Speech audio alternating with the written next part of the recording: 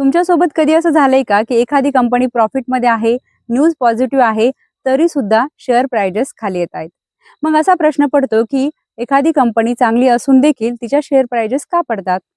तर share prices ज्या आहेत त्या शक्यतोवर फ्युचर एक्सपेक्टेशनवरती चालतात, प्रेझेंटवरती नाही. तर मंडळी, आजच्या व्हिडिओमध्ये आपण तेच बघणार आहोत की एखादी कंपनी चांगली असून देखील तिच्या शेअर प्राइजेस का पडतात, असे कोणकोणते कारण आहेत की ज्यामुळे शेअर प्राइजेस पडतात. त्यामुळे व्हिडिओ शेवटपर्यंत नक्की.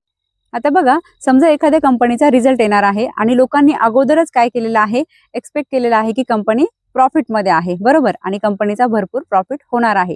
मग त्या कंपनीच्या शेअर प्राइजेस ऑलरेडी काय झालेल्या असतात, वाढलेल्या असतात.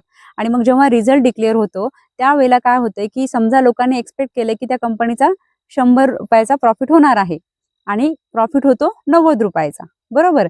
मग त्या ठिकाणी काय होतं की लोकांच्या एक्सपेक्टेशन किती होत्या, थोड्या जास्त होत्या आणि रिझल्ट काय झालाय, थोडा कमी लागला, बरोबर. आणि त्यामुळेच काय होतात की लगेच शेअर प्राइजेस खाली यायला सुरुवात होते. आता खरं पाहता कंपनी प्रॉफिटमध्येच आहे, बरोबर, पण काय होतंय की जेवढं एक्सपेक्टेशन होतं त्या प्राइजेस ऑलरेडी वरती गेलेल्या असतात. लक्षात आले? त्यानंतर दुसरं कारण काय होतं की बऱ्याच वेळेला काय होतं की कंपनीची जी काय व्हॅल्यू आहे ती ऑलरेडी खूप जास्त वाढलेली असते आणि मग बिग जे इन्व्हेस्टर असतात मोठाले, ते काय करतात की ज्या वेळेला रिझल्ट डिक्लेअर होतो किंवा त्यांना असं वाटते की आता याचे प्राइजेस ऑलरेडी खूप जास्त झालेले आहेत कंपनीच्या त्या शेअर प्राइजेस, बरोबर.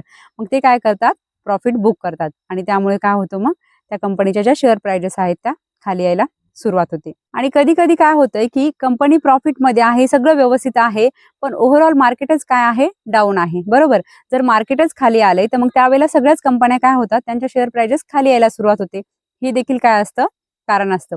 आणि कधी कधी काय होतं बघा की कंपनीचं जे फ्युचर आहे त्या फ्युचर बद्दल लोक काय असतात, डाऊटफुल असतात. त्यांना शंका असते की भविष्यामध्ये ही कंपनी चांगलं ग्रो करेल की नाही.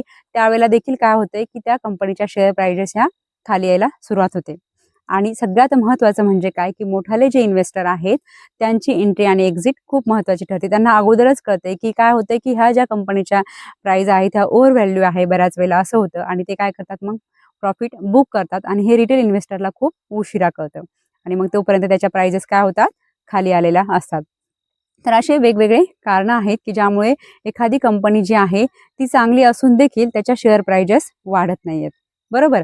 तर जे नवीन इन्व्हेस्टर आहेत, नवीन गुंतवणूकदार आहेत, त्यांनी काय लक्षात घ्यायला पाहिजे की फक्त एखादी कंपनी आपल्याला चांगली वाटते किंवा ती कंपनी जी आहे तिचा प्रॉफिटमध्ये आहे किंवा तिच्यावरती जास्त डेप्थ नाहीये, हे न बघता त्याची जी काय प्राइस आहे ती कितपत वाढलेली आहे, कुठून कुठपर्यंत आलेली आहे, ह्या पण गोष्टी बघणं गरजेचं आहे. तर आय होप तुम्हाला हे सगळे पॉईंट्स क्लिअर झाले असतील. व्हिडिओ आवडला असेल तर नक्की लाईक करा, शेअर करा, कमेंट करा आणि जर चॅनलवर नवीन असाल तर चॅनलला सबस्क्राईब करायला विसरू नका. धन्यवाद.